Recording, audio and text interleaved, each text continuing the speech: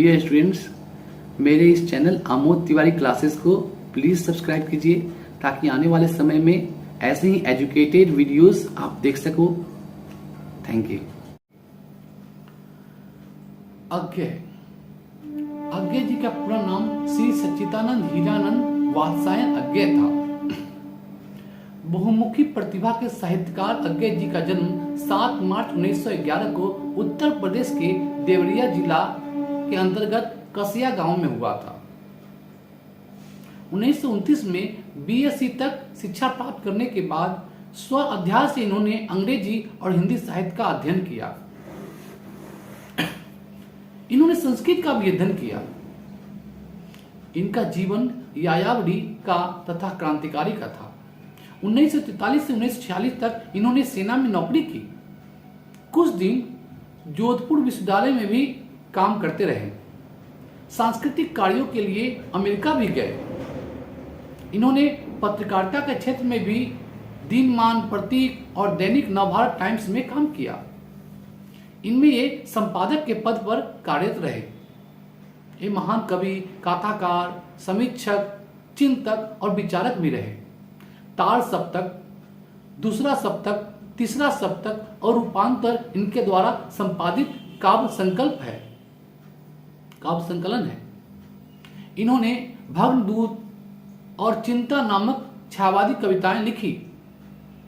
यहां से इनकी काव्य यात्रा शुरू होती है। ये प्रयोगवाद और नई कविता के विशिष्ट कवि हैं। इनका स्वर अहंग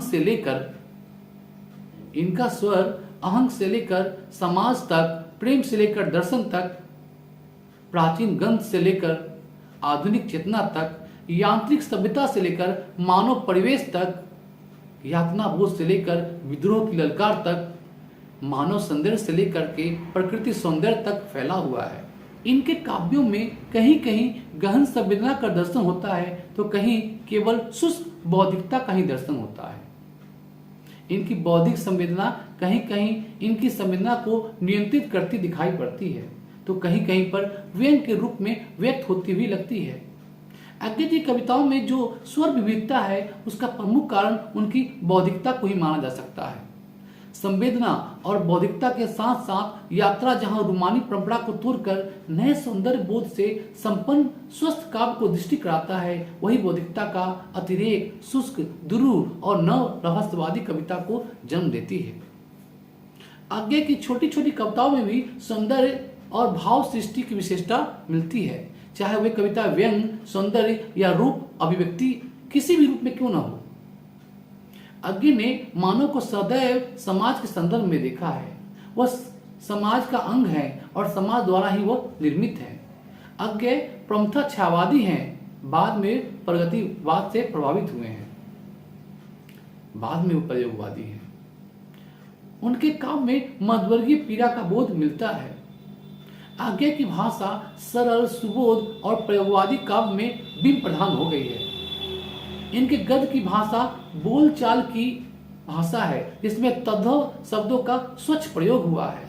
अज्ञे की शैली ने नए मापदंड स्थापित किए। इनकी शैली में इनका चिंतन पथ पर्याप्त समृद्ध और मौलिक है। भग्नदूत, चिंता, इतलियम, हरी घास पर क्षण भर, बावड़ा अहेरी, इंद्रधनु रौदे हुए, आंगन के द्वार पार, सुनहले सैवाल, कितनी नावों में कितनी बार, सागर मुद्रा, महावृक्ष के नीचे इत्यादि इनकी कविताएं हैं, रचनाएं हैं। त्रिपथगा, परंपरा, कोठरी की बात, शरणार्थी, जबदोल, ये तेरे प्रतिरूप, अमर बल्लेरी आदि अन्य कहानियां, छोड़ा हुआ रास्ता, लौटती पगडंडियां इत्यादि इनकी प्रमुख कहानियां हैं। उत्तर प्रियदर्शी इनकी एक नाटक है। जहां तक निबंध का सवाल है, त्रिशंकु, सब रंग, हिंदी साहित्य, एक आधुनिक परिचय, आलवाल, लिखी कागज कोरे, जोग लिखी, स्वंसर, स्रोत और सेतु, व्यक्ति और व्यवस्था, अप्रोच, संस्कृति की चेतना, केंद्र और परिधि, छाया का जंगल इत्यादि इनके प्रमुख निबंध हैं। ये डायरी भी लिखते थे।